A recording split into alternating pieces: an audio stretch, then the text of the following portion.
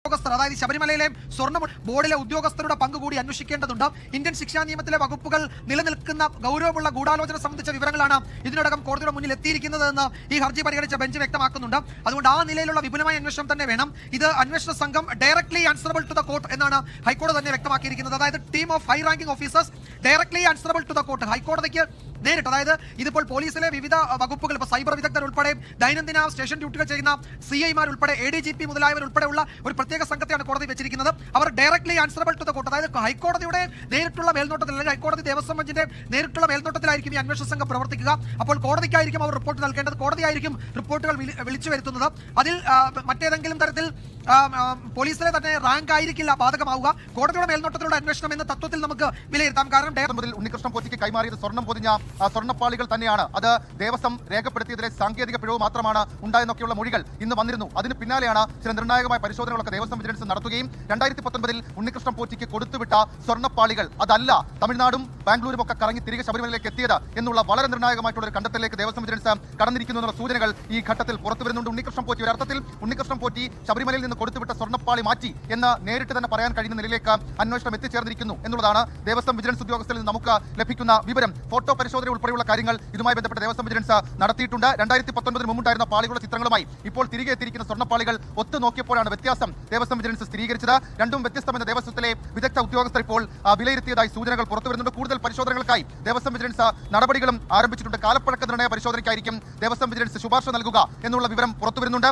സ്വർണ്ണപ്പാളികളുടെ കാലപ്പഴക്കം നിർണ്ണയിക്കാൻ ദേവസ്വം വിജിലൻസ് കോടതിയിൽ റിപ്പോർട്ട് നൽകുന്ന റിപ്പോർട്ടിൽ സൂചിപ്പിക്കും. ആ റിപ്പോർട്ട് ഇന്ന് തന്നെ ഒരുപക്ഷെ ഹൈക്കോടതിക്ക് മുൻപിലേക്ക് വരും, ദേവസ്വം വിജിലൻസ് നൽകും എന്നുള്ള സൂചനകൾ പുറത്തു വരുന്നുണ്ട്. ഇതുവരെയുള്ള അന്വേഷണത്തിന്റെ സ്ഥിതി വിവര റിപ്പോർട്ട് അത് ഇന്ന് തന്നെ ഹൈക്കോടതിയിൽ നൽകാൻ ദേവസ്വം വിജിലൻസ് ചില നീക്കങ്ങൾ നടത്തുന്നതായി ആ വിവരങ്ങൾ ഇപ്പോൾ പുറത്തു വരുന്നുണ്ട്. അങ്ങനെയാണെങ്കിൽ ഈ കാലപ്പഴക്ക നിർണ്ണയം എന്നുള്ളത് വളരെ നിർണായകമായി മാറും. അങ്ങനെയെങ്കിൽ ഉണ്ണികൃഷ്ണൻ പോറ്റിയിലേക്ക് ഡയറക്റ്റായി കാര്യങ്ങൾ എത്തുന്ന രീതിയിലേക്ക് കാര്യങ്ങൾ പോവുകയും ചെയ്യും. ഏതായാലും സാങ്കേതികമായി ഒരു പിഴവ് അത് ദേവസ്വം ബോർഡിന് സംഭവിച്ചിട്ടുണ്ട്. ഉണ്ണികൃഷ്ണൻ പോറ്റി ഇതുവരെയും പിടിവള്ളിയാക്കിയത് ദേവസ്വത്തിന്റെ ആ സാങ്കേതികമായ പിഴവിനെയായിരുന്നു. എന്നാൽ അതടക്കമുള്ള കാര്യങ്ങളിൽ വളരെ പ്രധാനപ്പെട്ട ഒരു നീക്കത്തിലേക്ക് ദേവസ്വം വിജിലൻസ് കടക്കുകയാണ്. അശ്മി, ഞാൻ ഇന്നലെ കുറച്ച് കാര്യങ്ങൾ പറഞ്ഞായിരുന്നു, അതായത് ശബരിമല സ്വർണത്തിന്റെ കളവ് പോയതിനെ മറ്റും പറ്റി.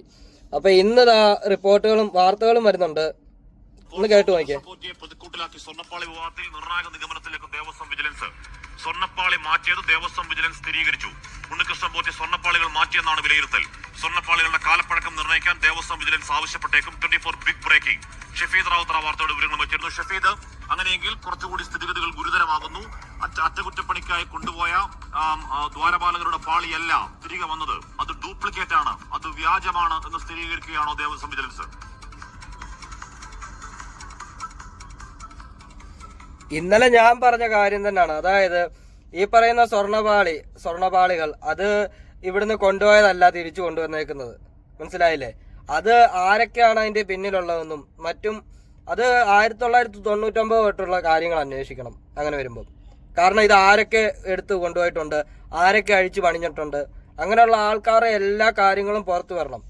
അതല്ലാതെ ഒരാൾ മാത്രമായിട്ട് അന്വേഷിച്ചിട്ട് ലാസ്റ്റ് പറയാം ഇത് ഗൂഢാലോചനയാക്കി, അല്ലെങ്കിൽ ഇത് സ്വന്തം പേരിലോട്ട് എൻ്റെ പേരിലോട്ടാക്കി, അങ്ങനെയൊക്കെ പറഞ്ഞ് ഒരുപാട് കാരണങ്ങൾ വരാം, മനസ്സിലായില്ലേ? അതേ സമയത്ത് ഇത്രയും ദിവസമായിട്ടും ഇതിനെപ്പറ്റി ഒരക്ഷരം പോലും പ്രതികരിക്കാൻ വേണ്ടി നമ്മുടെ മുഖ്യമന്ത്രിക്കോ മറ്റും കഴിഞ്ഞിട്ടില്ല.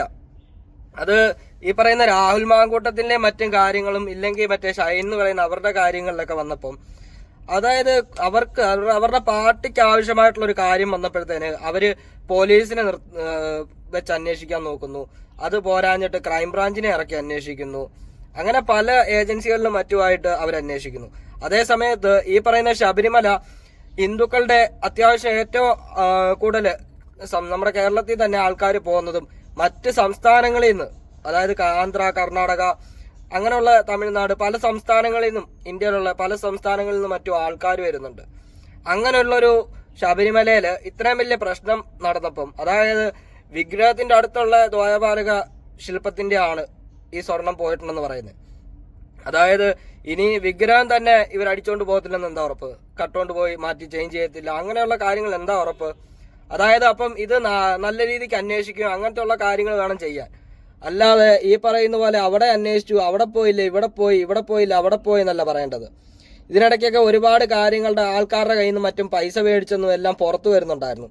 അതിനെപ്പറ്റി ഒന്നും എവിടെയും പുറത്തു വരുന്നുമില്ല, ഒന്നുമില്ല. കാരണം എന്താ, ഈ പറയുന്ന വിജിലൻസ് അന്വേഷിക്കുന്ന അവർക്ക് ആവശ്യമായിട്ടുള്ള കാര്യങ്ങൾ അന്വേഷിക്കുന്നു. അതല്ലാതെ ഇതിനകത്ത് കൂടുതലായിട്ടുള്ള നടപടിയോ കാര്യങ്ങളോ ഒന്നും കണ്ടിട്ടില്ല. ഇത് കേട്ടോണേ.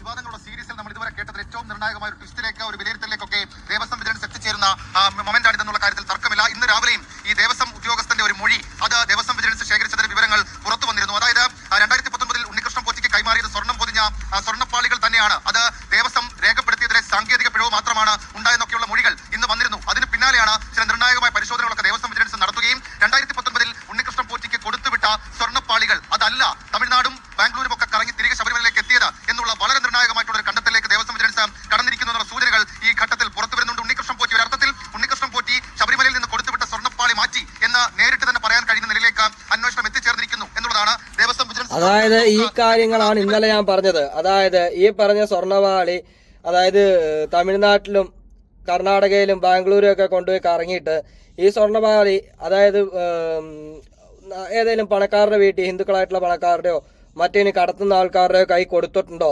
അവർക്ക് വിറ്റോ, എന്താണ് അതിന്റെ സത്യാവസ്ഥ എന്നുള്ളത് അറിയണം. അത് പൂർണ്ണമായിട്ടും കണ്ടുപിടിക്കേണ്ട ഒരു കാര്യം തന്നെ, മനസ്സിലായില്ലേ? അതിന്റെ ഇടയ്ക്ക് ഈ പറയുന്ന വേറെ കാര്യങ്ങൾ കൊണ്ടിടുകയോ ഒന്നും ചെയ്യാൻ പാടില്ല. കാരണം ഇത് വിലപിടിപ്പെന്ന് പറയുന്നത്, ഇതിന്റെ വില ഇന്നലെ ഞാൻ പറഞ്ഞു, അതായത് മോഹവിലയാണ്. ഇപ്പോൾ ഒരാൾ ഒരു സാധനം കണ്ട് ഇഷ്ടപ്പെട്ട് ആഗ്രഹിച്ച് അതിനൊരു വില പറയുന്നു. ഇപ്പോൾ 1 ലക്ഷം രൂപ പറയുന്നു, എന്നാൽ മറ്റേ ആളുടെ മോഹവില എന്ന് പറയുന്നത് 5 ലക്ഷം രൂപയാണെന്ന് എഴുതിക്കോ.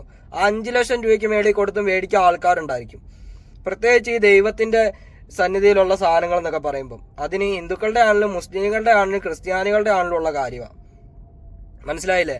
അതായത് ഈ പഴയ പുരാതന സാധനങ്ങൾ മേടിക്കുക എന്നൊക്കെ പറയത്തില്ല, പുരാതന വസ്തു ശേഖരിക്കുന്ന ആൾക്കാർ, ഇതല്ലെങ്കിൽ വിന്റേജ് കാറുകൾ, അങ്ങനത്തെ ഉള്ള പല ആൾക്കാരും ഉണ്ട്. അതുപോലൊക്കെ തന്നെ ആണ്. അതായത് ഈ വില എത്രയാണെന്ന് നമുക്ക് ഊഹിക്കാൻ പറ്റത്തില്ല ചിലപ്പം. അതുപോലുള്ള സാധനങ്ങളുടെ ഈ പറയുന്ന കൊണ്ടുപോയിട്ട് ഇത്രയും നാളായിട്ട് 2019 കൊണ്ടുപോയിട്ട് ഇന്ന്, അതായത് ഈ പറയുന്ന 2025 ലാസ്റ്റ് കണ്ടുപിടിക്കുന്നു എന്ന് പറയുന്നതിനകത്തൊക്കെ ഒരുപാട് വ്യത്യാസങ്ങളുണ്ട്. മനസ്സിലായില്ലേ? അത് കഴിഞ്ഞ് ഇപ്പം രണ്ടാമത് ഈ പ്രാവശ്യം കൊണ്ടുപോയെന്ന് പറഞ്ഞു. അങ്ങനെ ഒരുപാട് ഇതിനകത്ത് നിഗൂഢമായ ഒരുപാട് കാര്യങ്ങളുണ്ട്. ഇത് എവിടെയൊക്കെ കൊണ്ടുപോയിട്ടുണ്ട്, ആർക്കൊക്കെ കൊടുത്തിട്ടുണ്ട്, ആരെയൊക്കെ കാണിച്ചിട്ടുണ്ട്, ആരുടെയൊക്കെ കയ്യിൽ നിന്ന് പൈസ വാങ്ങിയിട്ടുണ്ട്, എത്രയൊക്കെ രൂപ വാങ്ങിയിട്ടുണ്ട്, ഈ കാര്യങ്ങളെല്ലാം ഈ ഉണ്ണികൃഷ്ണൻ പോറ്റിയുടെ കയ്യിൽ നിന്ന് അറിയണം. അത് ക്രൈംബ്രാഞ്ച് അന്വേഷിച്ചാൽ എത്രത്തോളം കിട്ടുമെന്നറിയത്തില്ല. CBIയോ അങ്ങനെയുള്ള മേലെത്തട്ടിലുള്ള ഏജൻസികളും മറ്റും അന്വേഷിച്ച് എത്രയും പെട്ടെന്ന് ഇതിനുള്ള നിയമകാര്യങ്ങളും നടപടിയെടുത്ത് ഇത് ചെയ്തത് തെറ്റാണെന്നുള്ളത് ഏകദേശം എല്ലാവർക്കും ഇപ്പോൾ മനസ്സിലായിട്ടുണ്ട്. അങ്ങനെ വരുമ്പോഴത്തേന് അതിനുള്ള ശിക്ഷയും കാര്യങ്ങളും കറക്റ്റായിട്ട് കൊടുക്കുക തന്നെ വേണം. മനസ്സിലായില്ലേ? ഇനി അങ്ങനെ ഒരു പ്രശ്നം ഉണ്ടാവരുത്.